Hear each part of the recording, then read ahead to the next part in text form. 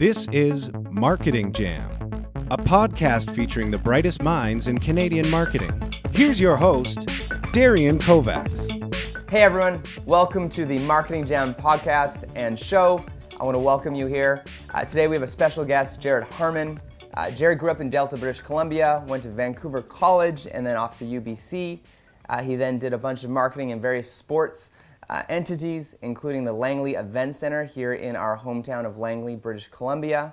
He's now the marketing director of the Joseph Richards Group, which we're going to be talking about today, and it is a privilege and an honor to have you here today, Jared. Thanks for joining us. Starting off, why don't you just tell us what you brought here today as a special little item for our show? Yeah, we're about a week, maybe 2 weeks away from launching our first beer with the Joseph Richards Group, Two Pals Lager, so pretty excited about it. It's going to be available in all of our locations as well as our liquor stores, and currently working on getting it available in a few other arenas and forums as well. So, okay, yeah. Great. Well, why don't we crack one here for the good. show? Stay hydrated. It's important to stay hydrated, as my mother said. Well, cheers. Here, welcome to the show. Oh yeah, look at this. Two Pals Lager. Goes down easy. Yep. Deliciousness. And it's kind of, what is this? Would you call this a golden can? It's a gold can. We spent a lot of time getting that as gold as we could. Yeah. Okay, cool. Yeah, So starting off, tell me about your time at UBC and what you studied there and how it prepared you for the role that you have now in life. Yeah, I mean, UBC was probably the funnest, if I'm being honest, 6-7 years of my life. It was a great time. I studied psychology. I put myself through university, so I was working full time throughout. So that's why I was there so long, amongst other reasons. Yep. It was. I always tell people it was a social experience. So it was. I don't utilize a lot of the education anymore, which maybe is a bad thing to admit, but it was, I was part of a fraternity when I was on campus. We did a lot of charitable work. We did a lot of social work as well in terms of, event planning, things like that. And I was able to get a lot of experience for 2 years. I was in charge of the house. So at 19, 20 years old, I was operating the house. We had a $2 million budget. Okay. I was dealing with all the finances, all those kind of things. So at a young age, get that experience. We were throwing parties. That's definitely a part of UBC. And but again, we were working with budgets, trying to generate revenue to pay for our operations. And then the charitable side, we did a ton of charity work. We did 24-hour relay. Easter Seals Regatta, we were volunteering in the Sun Run, so it just gave us and myself a lot of experience. And then the networking side of it, which is from a marketing angle, is everything. And I got to meet a lot of great people. And the first 2 or 3 jobs of my post university life were a direct result of being involved on campus and in the fraternity. So. Wow. So to sum it up for students listening to the podcast or people going into school right now, what is some advice that you'd have as far as spending time in the classroom or outside the classroom? I think the biggest thing when you're at university is just to get involved. Like there's definitely an educational element of being at university, and depending on what field you're going into, it may or may not be more important. But I had a lot of friends that went to university when there was about 45 of us from my grad class that went to UBC, and the difference in the people who got involved on campus, whether it was a fraternity, whether it was sports, whether it was the different clubs that are available, even just living on campus, getting involved made that experience a lot more fulfilling. So that's awesome.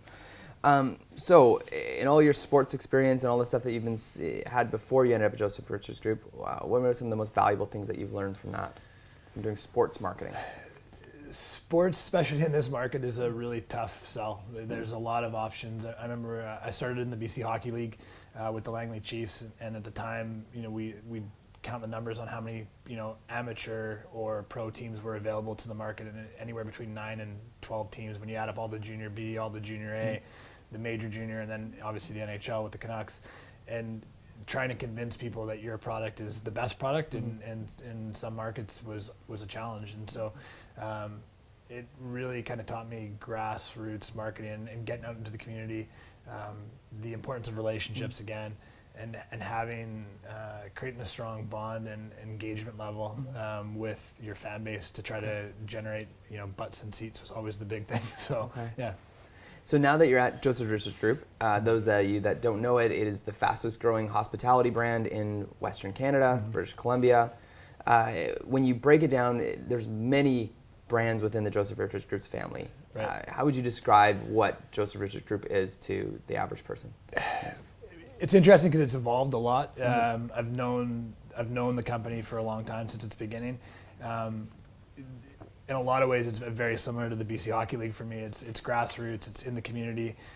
Each one of our locations works extremely hard to connect with their community. You know, whether it's Oakenthorne here in Walnut Grove, trying to make sure that it's connected to just the Walnut Grove community and the Langley community, and that goes throughout all of our regions and areas. But as it's grown in some of the bigger brands like S&L Kitchen and Bar, it's a different concept. It's a little bit more higher end and but still trying to keep that community grassroots feel. So it's an interesting kind of game between all the brands and trying to capture and still keep that community feel. But I think that's what's made the company successful, is it's maintained its level, if you will, in terms of, you talk to Ryan and Andre, the two co-founders of the company, and they're the same guys they were 15 years ago before any of this existed, and they still have all the same connections and relationships with the people. Again, I keep coming back to relationships. To me, everything in every business is the relationships you keep and how well you look after those people that have helped you and supported you. So cool.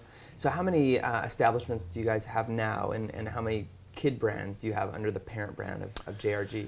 We'll be up to 22 locations by the end of 2017. So, and that's 3 liquor stores. It'll be 4 restaurant concepts. So 3 S&L locations, and then 5 restaurant concepts. The Italian, which is our new Italian concept, opening up hopefully by the end of this year. And then Pseudo Asian Kitchen is opening up as well, either late this year or early next year. So, and then the rest are our public houses, and mostly in BC, mostly east of the Port Mann. We've got 2 in Coquitlam, and then we've also got 2 in Alberta as well. Wow. So, what are the challenges that come along with managing multiple kid brands under a parent brand?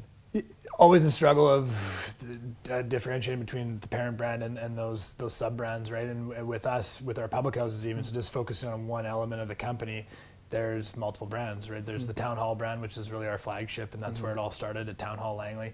But then as that's evolved and we've gone into multiple locations in markets, again, Langley is a great example. We've got Town Hall Langley on and then we've got in Walnut Grove here, we've got Oakenthorne. So the menus are the same, but the concepts are very similar, so it makes the branding a little bit easier. But as we move into the new location with Oakenthorne, the concept is evolving again, right? And it's going to be, it's still going to have those great lunch offerings and happy hour offerings and dinner offerings, what people have come accustomed to with our locations, but the late night energy and it's going to have that 2 a.m. license, and we're going to be able to do some really cool things late at night, and we're trying to make it interactive and have that kind of barcade feel where there's ping pong tables and bocce ball all inside the pub, and the ability to do live music and cool entertainment and things like that to really keep people engaged and just interested in what's going on, and it's going to go past 12 o'clock, which makes it a little bit more of a party scene as well. So it's awesome. Yeah.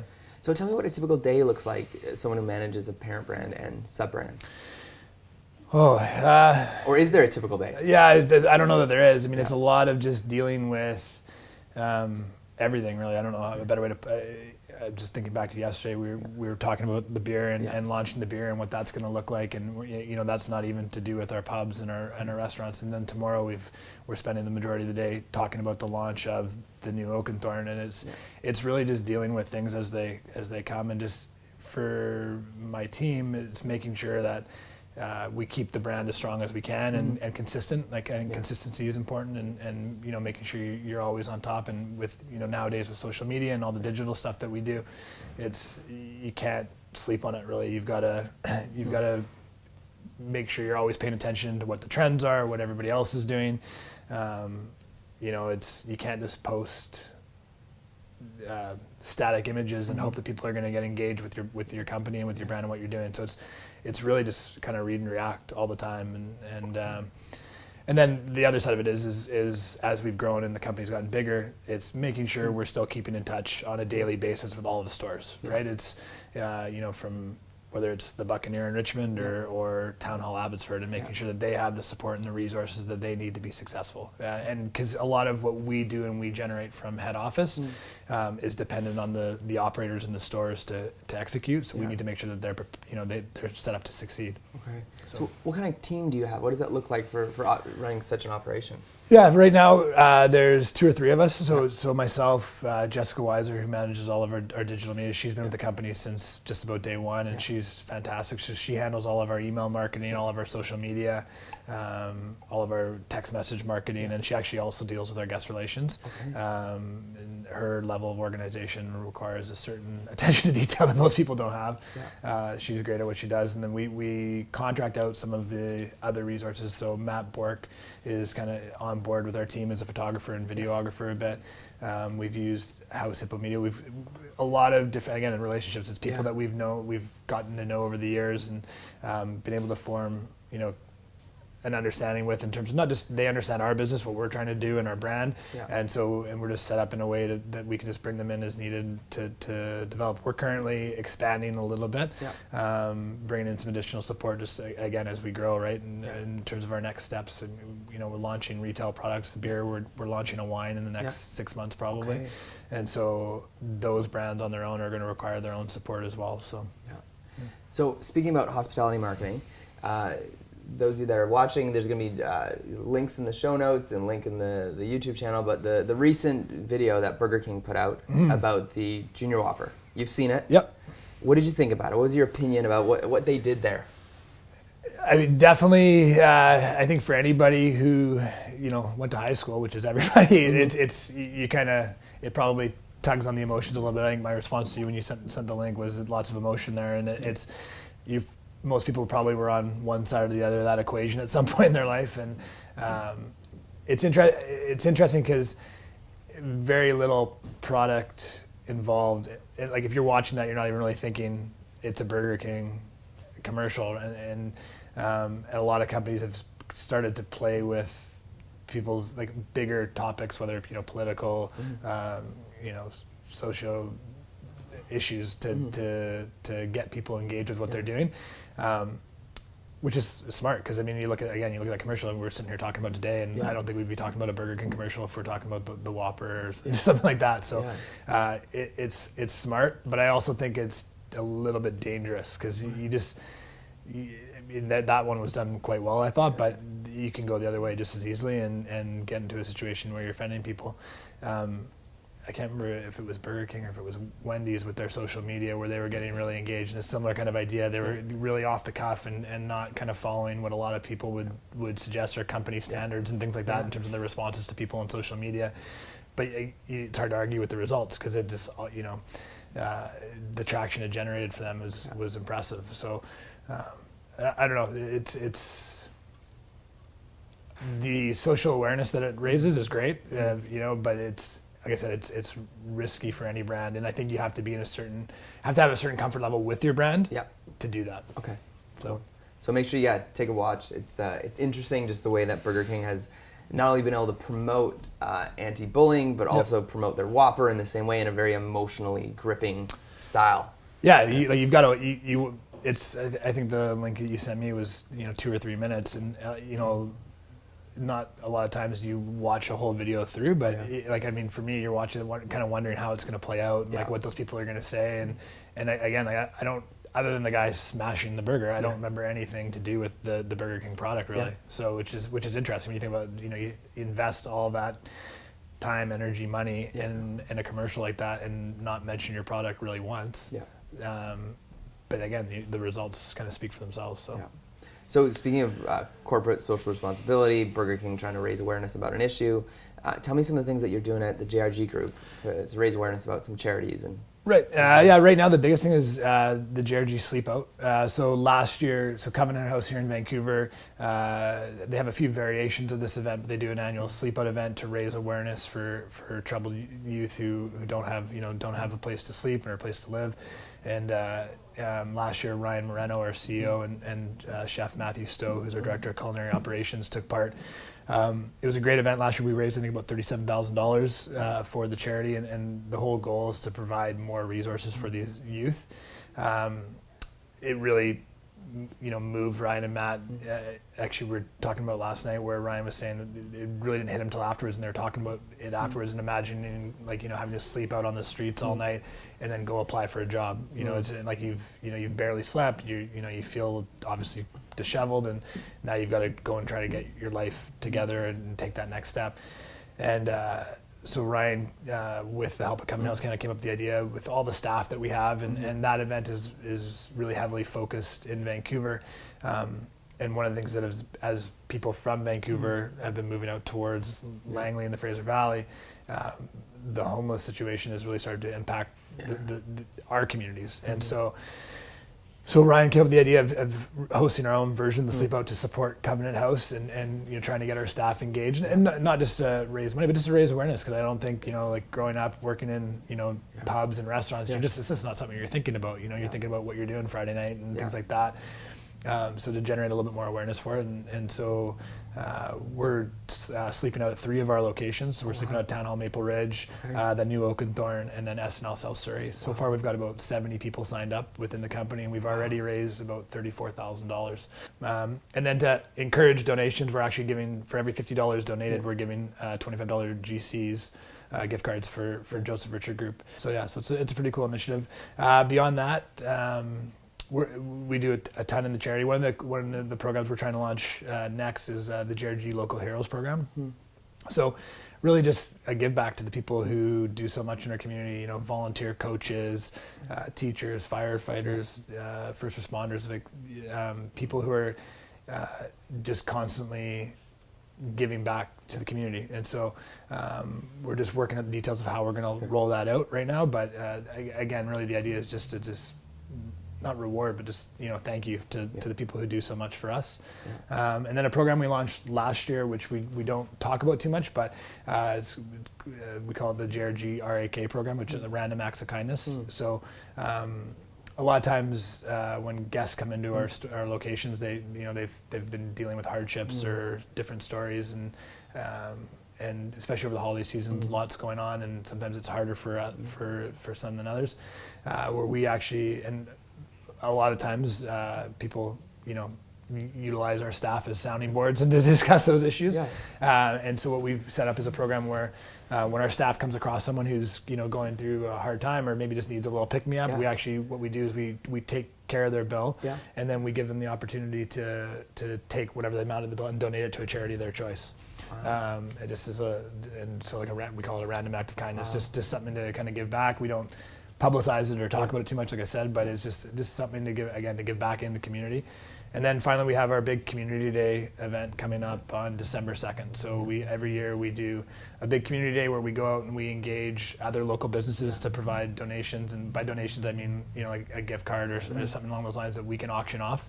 And each of our stores picks a local charity, like in their market. So like the food bank in the market, or Boys and Girls Club, things like that. And then we give partial proceeds to what we're selling that day back to that charity. And I think last year we raised about $30,000 or $40,000 for that as well. So between the company, so there's typically not a month that goes by that we're not trying to do something to give back to the community. And obviously this time of year, a little bit more focused than others. So and why CSR? Why should other restaurants and hospitality groups be thinking about this? It's important. I mean, the community's everything for our business. I mean, if to be in a position to have 22 locations and for people to want to come in and buy, purchase your food and your drinks and all those kind of things. Like without that community, that business doesn't exist. And I don't think it's just restaurants. I think it's any business. So I think giving back is a crucial part of that, and to be as supportive as you can be to the community that supports you. So I want to thank viewers like you. This show is not only brought to you by viewers like you, but also our friends at Cyber Impact. You know about MailChimp, you know about some other alternatives that are based in America, but Cyber Impact is the Canadian option for email marketing. Thank you for supporting the show. And also, Dash This. If you want to correlate, get all your data, all your information about all your social media, all your marketing efforts into one dashboard, the folks at Dash This have the dashboard for you. Traditional marketing. Are you guys doing anything with billboards, newspapers, radio, TV? Radio a little bit. Okay. TV we've never really engaged in too much. Digital seems to be where we just get the most traction from the digital side. The radio from a branding standpoint and Vancouver these days, driving anywhere, you're in your car longer and longer these days, it seems. So the radio side definitely has an impact for us. Okay. We've had some really good campaigns that we've ran. We've got a campaign coming up with TSN Radio and Sportsnet Radio as well. It's a good demographic for our new Oak and Thorn location and for the beer. But we've had great partnerships in the past with JRFM as well, but traditionally we've done a little bit of editorial or advertorial work with some of the local papers, and with newspapers in particular, I've always found that it's the editorial stuff that works. It's like, the newspaper people will get mad at me, but purchasing that full page ad that's just a graphic, it just doesn't have that same impact. People want to read stories and understand why they should support you, right? They want to hear about the community work, or they want to hear about we're very fortunate to have a great culinary team, and they want to know why they want to try that new dish at Town Hall or SNL. So I think, but you can't really communicate that in an ad, right? Where if you have someone telling the story, it allows the guest to engage a lot more and become a little bit more interested in what we're doing. So that's smart. And how do you measure the impact of like an advertorial or the radio? How do you measure those two in particular?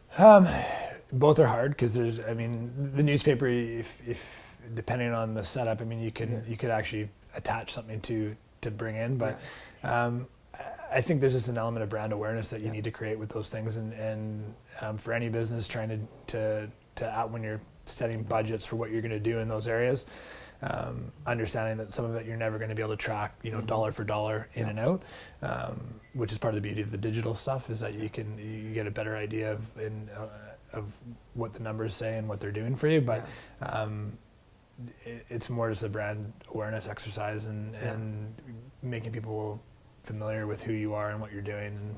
And in the same with the TV side, we don't do any advertising on TV, but we do work with CTV and Global TV to get our team on there, and trying to discuss whether it's not even always just our restaurants, just like what, I think the last segment we did with Global TV and CTV both was how to make use of Thanksgiving leftovers.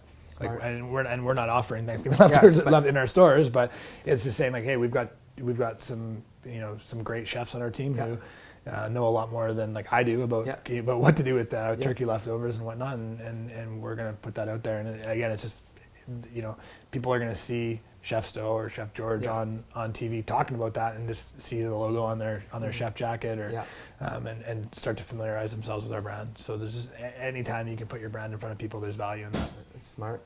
And tell me about what you're doing when it comes to digital. You mentioned it, and what are you excited about, and what are you seeing? With digital, right now, the one thing we've tried to really engage our staff with is Instagram and stories. Like, we went through a time where we've got so much going on, and we're just trying to get everything out through Instagram. And, the posters for whatever events we're hosting and whatnot. But and you're keeping it all through GRG, right? Every brand. No, we on Instagram we have our main kind of corporate brand, which is our JRG account. And then we have a Public House brand, an SNL brand, and then we will have like an Italian brand that's out there now actually, and like Two Pals again has its own brand.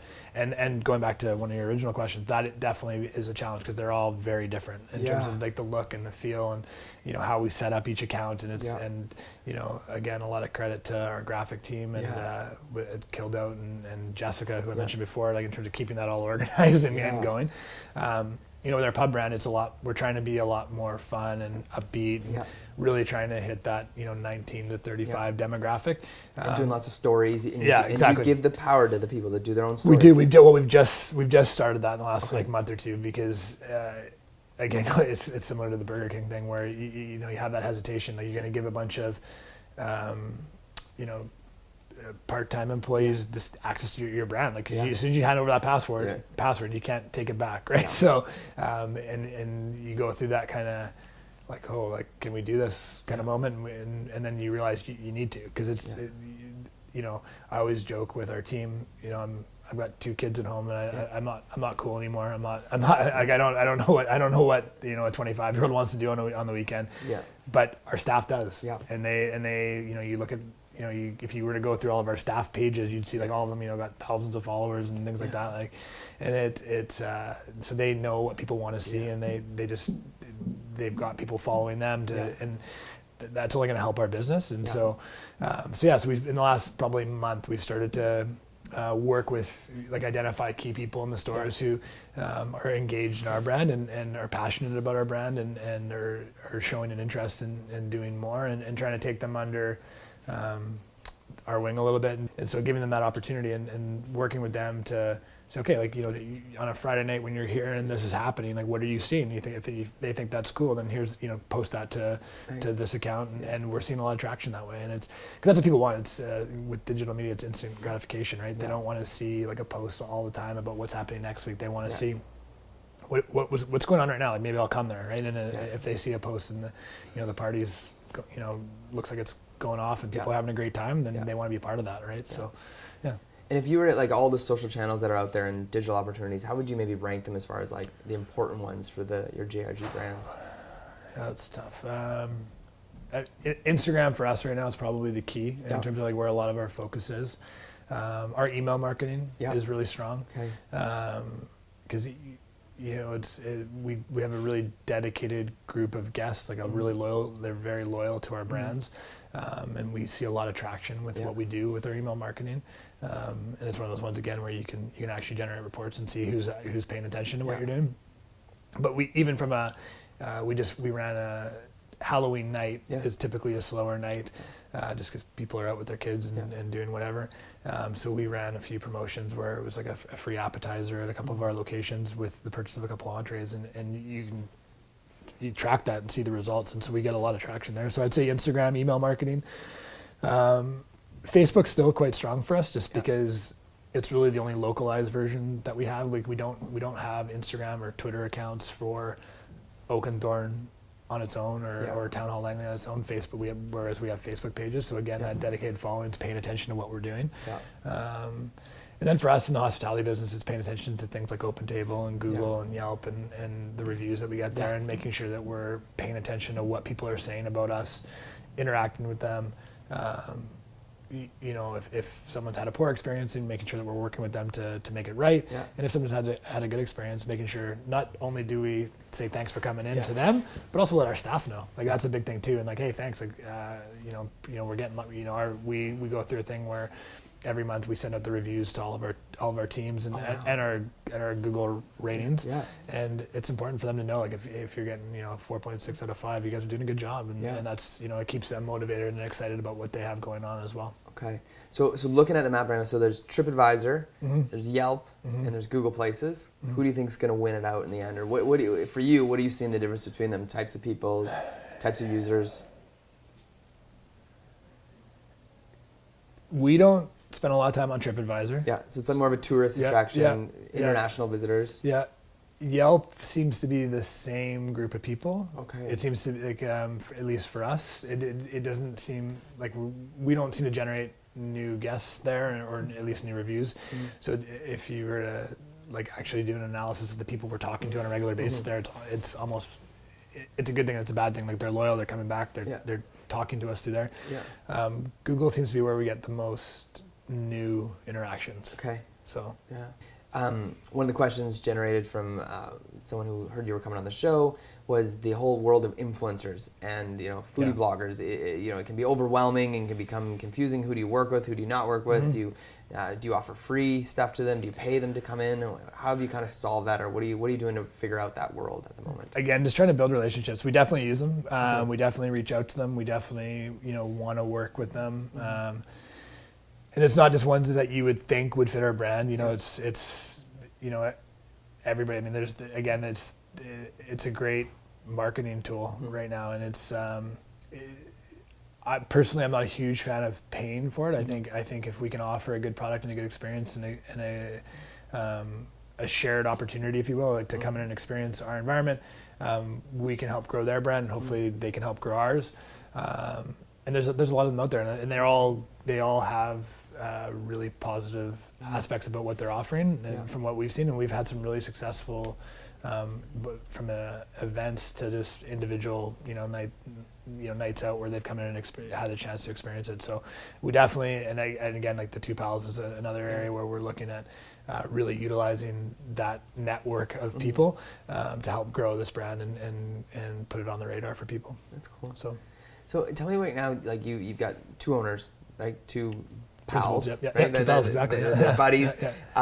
How do you, as their marketing director, report to them what you're doing and that maybe the success of what you're doing, or maybe where you're seeing issues, and like, is it multiple reports? Is it one report? Is it one dashboard? Or what do you use to give them the data? Honestly, it's one of the great things about the company. I mean, we just meet. Like it's kind of old school that way. Yeah. And like last night, again, like I was saying before, we were talking about two pals. We went at SNL like late last night and just kind of sat there and brainstormed and just we kind of have our list. It's kind of funny as I think about it. I never really have, but it's kind of old, archaic in a way. We create our list. Like these are the things we're working on, and we just kind of roll through them and and it's. Again, one of the great things about the company is it's really open dialogue. Like there's no bad ideas. I know it's a really cheesy thing to say, but it's for me coming in when the company was 5-6 years old, you would just expect that there's just this pattern and process that everybody kind of works with, and there is for sure. Like there's infrastructure, but there's, like I said, there's just no bad ideas. It's a real, even if we were sitting around last night talking about it, and as we were at SNL Langley, and some of the staff were getting off, and we said, hey, try it. This is the beer. Like, try it. What do you think? How would you tell your friends about it? And like, this is just, the bartender just happened to be on, and the server just happened to be working that night, and there's really that. I think everybody's aware that in that business, you need. Like it's not just my ideas that are going to work, or Ryan's or Andre's. And like they're just, like I said, a willingness to discuss that with everybody. So as far as like a reporting thing, Ryan's the principal and the CEO, so he's the day-to-day guy that we work with on a day. Like I meet with Ryan once a week and just kind of we discuss upcoming projects and what we've worked on and how those things are going. Andre focuses on Andre's big focus right now is the new Oakenthorne. So it's individual projects as they come up. Andre focuses on those, and then just kind of, again, for me, it's just providing support where he needs it and resources where he needs it from a marketing standpoint. And so, but like I said, it's honestly, it's like a group of friends. Maybe for you, maybe in the last month, what's something that you saw marketing-wise that got you really excited, that you tried something and it was like, wow, that was really great, or something that you were like, hey, you knew it was going to be a win and you were right? Honestly, I think the Instagram stories and just the engagement we've gotten, just getting, because the net benefit for the company is not just the traction on social media. It's the seeing the staff get more engaged in the business. It's letting them feel like they've got a part of it too, and it's not just showing up and serving tables or whatever their role is within that store. It's like, we talked to some of the staff with Oakenthorne opening and asked them, say, hey, would you be willing to go in there during construction, take some pictures and do some of those kinds of things, and they just get really like, oh, like you want me to be involved in that? Like that's cool. And I think so. It's kind of got it's a double-sided win, if you will, right? Where you're getting more out of it. People are getting more interested in the business and getting more support that way. And then likewise, like I said, the staff are like all fired up and want to do more.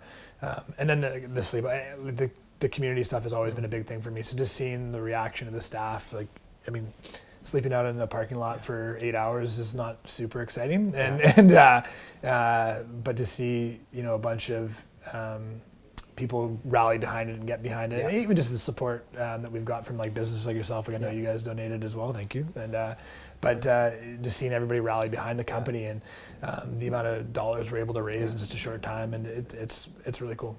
So. Maybe biggest maybe mistake or failure that happened in the last while and that you learn from and other people could learn from? Biggest mistake. I don't know if it's so much related to marketing, but it's just not empowering the people around you. Like it's really easy to get caught up in just doing what you want to do or what I want to do or whatever, and the value of teamwork and the two heads are better than one kind of thing, and especially in what's the one thing I've learned so much over the years in marketing is that, like when I started, when I was 23, 24 years old working for the hockey team, I thought I knew better than everybody, and you learn really fast that you don't. And so, and like I said, especially now, like the older I get and the younger like that demographic is for our business, you need support. You need people to be involved with you, and it needs to be like as many people as you can pulling the chain, so to speak, because it's the only way you'll have success. So, iPhone or Android user? iPhone, only recently though. Okay, really? You made the switch. I was like a full-on like PC, Samsung like guy until, and then I came over to Joe's, and everybody at the restaurant, like I was like one of 3 people not on Mac.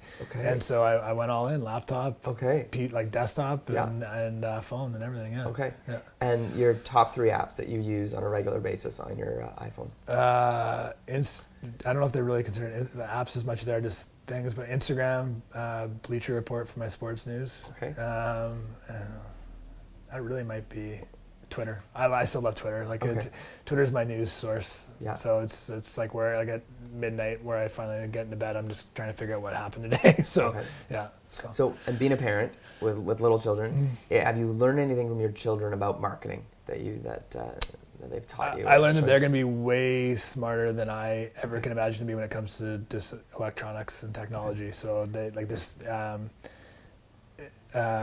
marketing probably not so much, but just it's just such a different world than what we grew up in. And like my 4-year-old daughter, she's like she can work on an iPhone better than me. Yeah. So it's it's just seamless. And a lot of parents are reluctant about that, but we don't give them a lot of screen time. At the same time, I don't want them to get left behind, and I think it's going to be an important part of their future. So yeah. Okay. And your job in 10 years, what you're doing now, what do you think will be the biggest difference that you're going to see as far as what your role is and what outlets you're going to be using for marketing? I don't even know that you can predict that. Okay. I mean, compared to what we were doing 10 years ago, like again, a different industry, but I don't know. I mean, it's hard because I think things will revert a little bit when it comes to hospitality, because I think you see it a little bit now, like that personal touch and like face-to-face interaction that seemed to go away a little bit in the last 10 years. People are starting to value that again, and I think which I think sets Joseph Richard Group up well, because I think there's still so much of that interaction and kind of grassroots connection that I think people are going to want more of that. They're going to want to know the person that they're going to want to support the person that they know, and not just the person that told them to support them on social media or whatever the case may be. But I mean, in terms of, I don't know, people are going to have chips in them and saying, go eat there. Who knows? But it's, I think that it's pretty hard to predict that. Well, everyone, this was Jared Harman, Joseph Richards Group. Really appreciate you being on the show, sharing so much about what you're dealing with, what your life looks like. I'm sure there were some great nuggets there for you. All the links about Joseph Richards Group are in the show notes and on the YouTube links below and on Facebook here. So thank you so much for watching, listening, and we look forward to seeing you at the next Marketing Jam.